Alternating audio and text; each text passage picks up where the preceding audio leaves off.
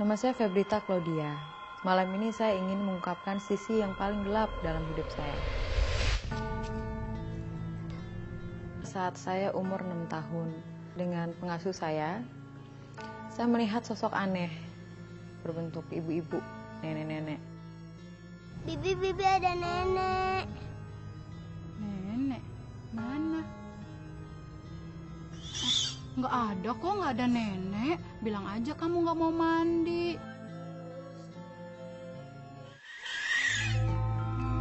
Saya tidur, tiba-tiba ada yang bangunin saya. Jam 2 malam, jam 3, saya melihat bahwa ada ular melilit di horden saya. Dan ada ular satu lagi besar melilit badan suami saya. Setelah itu dia melilit anak saya yang laki-laki. Saya didatangin seorang perempuan. Nah, disitulah saya lihat wajahnya. Dia berselendang warna biru.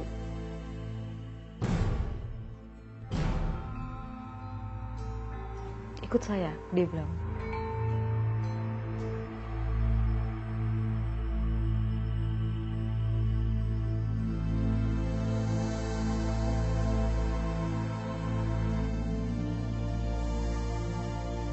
Saya melihat seorang perempuan dan ular.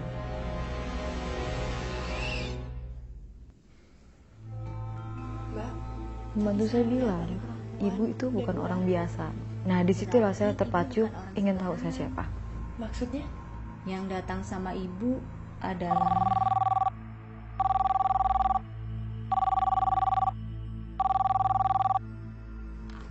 Halo? Mas Kusumo? Bu, kakak saya. Halo? Akhirnya saya dikenalkan sama kakak pembantu saya. Kamu adalah titisan Nyi Loro Kidul. Ibu mau nggak saya buka jasadnya? Iya, saya mau. Dia baca doa. Selang 10 menit, saya ngaca, saya lihat diri saya. Itu bukan diri saya. Saya ngeliat saya pakai mahkota, rambut panjang, dan saya bertaring. Dan saya sempat ketakutan lihat diri saya. Ada apa nih, Mbak? Ada apa, Mbak? Disitulah ada sesuatu peristiwa yang saya nggak pernah alami, bahwa rasa lapar yang luar biasa yang saya rasa. Mulut saya itu pengen ngunyah bayi. Sampai suami saya ketakutan untuk dekat sama saya. Halo? Ada apa dengan istri saya? Tidak apa-apa. Dia hanya perlu kembang. Minta kembang, bunga mawar, dan akhirnya saya beliin itu saya cari keluar. Mbak, tolong jagain ibu ya. Baik Pak, baik. Sabar ya Bu, tenang. Sebentar lagi Bapak juga datang.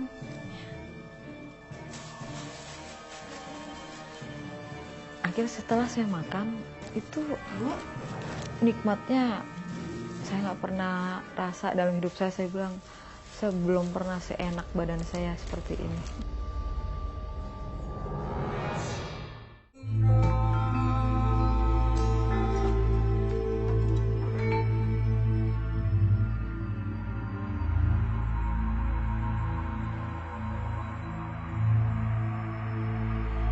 Biasa ritual saya tuh paling sedikit 5 kali sehari.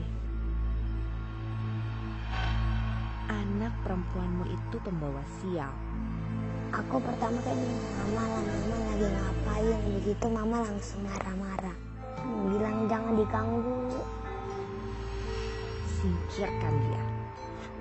Dita! Jangan ganggu mama. Keluar!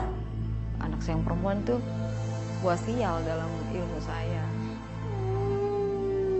Sedih.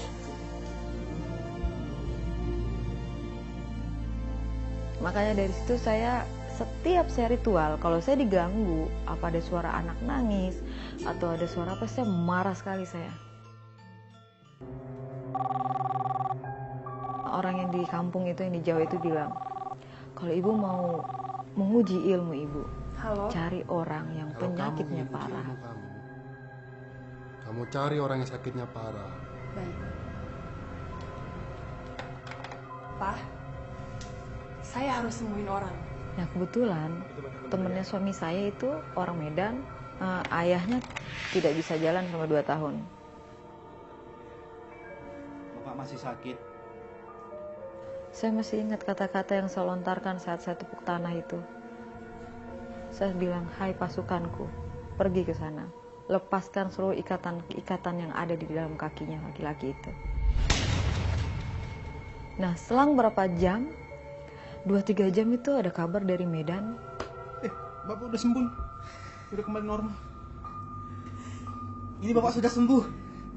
Udah sembuh? Ma, udah sembuh, Ma. Dan mereka keluarga berterima kasih sama saya. Sampai mereka manggil saya Inang yang terhormat. Terima kasih. Orang yang di Jawa itu bilang, Halo. belum ada paranormal bisa menyembuhkan orang via jarak jauh seberang pulau hanya menepuk tanah. Hebat selain kamu. Tidak ada. Dan disitulah akar kesombongan saya timbul. Supaya kamu lebih sakti lagi dan banyak menolong orang, kamu harus menikah dengan saya. Karena itu sudah takdir kita. Kamu adalah ratu dan aku pangerannya. Baik kalau begitu. Pak, saya harus menikah dengan Mas Gus. Saya pengen teriak atau pengen ya selayaknya manusia normal ya. Saya sakit sih. Dan saya waktu itu sempat mengeluarkan statement sama dia, kalau kamu nggak setuju, Kalau kamu tidak mengizinkan, saya akan potong leher anak kamu yang perempuan.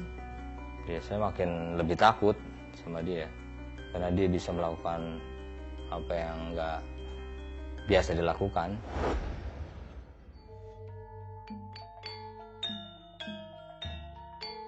Suami saya datang menjadi wali dan dia pulang bersama putri saya. Dan bertanya, Papa, kita berdua pulang. Padahal mama udah nikah sama papa. Mama sama adik kok nggak ikut? Kok bisa begini hubungannya, Pak? Kok berat banget ya? Bisa saya lepas gitu. Berat sih.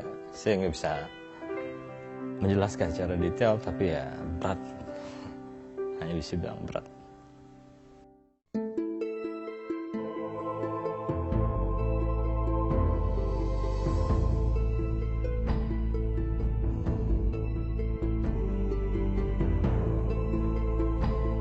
Dengan orang sembuh, saya ada kepuasan batin. Kepuasannya ya itulah, saya merasa saya dihormati, saya ditakutin.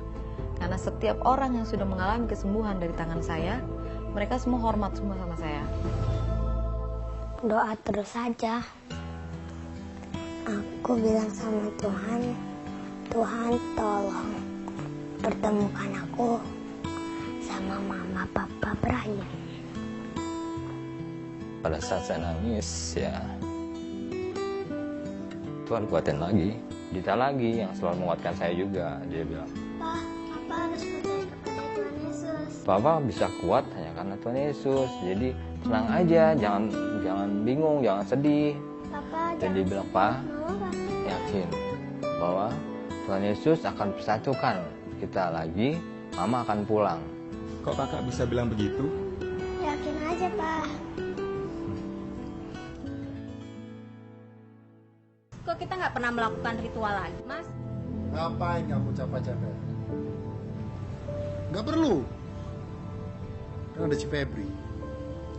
Ternyata dia itu cuma menggunakan saya untuk kesempurnaan ilmunya dia sendiri.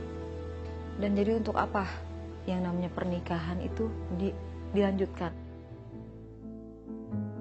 Saya mau kembali ke kehidupan saya yang dulu. Saya mau menebus segala kesalahan-kesalahan saya. Dan saya bicara juga kepada keluarganya bahwa saya sudah tidak mau lagi menjadi istrinya dia.